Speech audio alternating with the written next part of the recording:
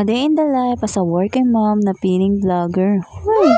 For today's ganap nga, balik kakauwi ko nga lang ng trabaho at nag-asikaso nga muna ako sa bahay at nanermon. Ano ba naman, napakagulo nga ng bahay, Diyos mio, parang sinalanta na naman ng bagyo. After ko nga mag-asikaso, eto naman ang inatupag ko, yung mga gin-grocery ko. Bali, nag-grocery nga lang pala ako ng mga kaunti at umabot na nga agad to ng 800 plus. Grabe, napakamahal na talaga ng bilihin ngayon. Mantakin mo, kakaunti nga lang tong pinamili ko pero umabot na nga agad ng 800 plus. Bali, kinuha ko na nga rin tong mga napamili ko at nilagay ko na nga rin dito sa may lababo. At sinalansan ko na nga rin ng ayos. Every time talaga na nag-grocery ako, gusto ko talaga na nakalagay sa karton. Para nga mahawakan ko nga siya ng ayos at nakaayos nga yung mga pinamili ko. Kapag kasi dun sa may paper bag, minsan kasi ay nabubutas or kaya nasisira yung paper. Anyway, after ko nga makuha yung karton, binuksan ko na nga rin at pinaglalabas ko na nga rin itong mga napamili ko. Hindi rin naman to masyadong karamihan dahil nga yung mga pinamili ko ay yung ibang kailangan nga lang din sa kusina tapos yung mga pang-ulam nga lang din namin. After ko nga mag-grocery, dumaan na nga rin ako sa palengke para nga makabili ako ng isang tray na itlog. Pagkatapos nga dumaan dun sa bilihan ng itlog, dumaan naman ako dun sa mga bilihan ng kikiam at saka ng mga gulaman. Bumili na nga rin ako ng sago dahil nga magagawa nga ako ng palamig dito sa bahay. Dumaan na rin nga ako dun sa binibilihan ko ng saging at bumili na nga lang din ako ng 20 pesos na senyoritang saging. Pagkatapos nga ay dumaan naman ako dun sa binibilihan ko ng gulay at bumili naman ako ng chop suey. At ayan na nga lahat ng napamili ko, o diba sabi ko sa inyo kakaunti lang. Pero yung presyo napakabigat na nga sa bulsa. Sa mahal talaga ng mga bilihin ngayon, kahit kakaunti lang yung pinimili mo pero magugulat ka na lang talaga sa presyo. Anyway, after ko nga mailabas lahat ng napamili ko, eto, kinuha ko na nga rin yung mga lalagyan ko ng bottle na mga condiments at saka seasoning. Nag-refill na nga rin ako dito dahil naawa na nga ako dito sa mga lalagyanan ko. Napaka-aesthetic pero wala namang laman.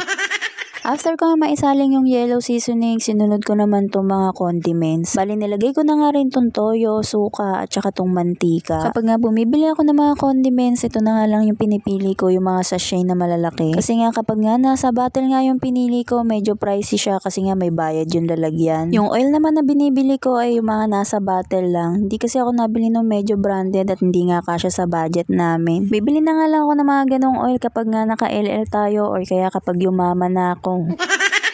Isang bote nga lang din yung binili ko kasi naalala ko meron pang kalahating boteng mantika sa bahay kaya naman isang bottle na lang yung binili ko. After ko mag-refill ng mga condiments at saka seasoning, ito nag-asikaso na nga rin ako ng pagkain namin ngayong gabi. Uunahan ko na kayo at baka magtaka kayo at sabihin nyo pang merienda nga yung hapunan namin. Paano ba naman bigla nga ako nag-crave at gusto ko nga kumain ng pansit at maggawa ng palamig sa bahay. Kaya naman ayan na nga lang yung naisipan kong iluto para ngayon sa hapunan. After ko nga makapagluto ng pansit, ito namang palamig ang inasikaso ko. Bali, bumili na nga lang din ako ng lutong gulaman at sago doon sa may palengke. At pinagayat ko na nga lang din kay Mal na maliliit. Tapos ayan, pinaghalo-halo ko na nga lang sila at nilagyan ko nga ng gatas. At saka ng yelo. O siya, ayan lang muna for tonight. Don't forget to follow and share this video. Thank you for watching. See you on my next mini vlog. Bye!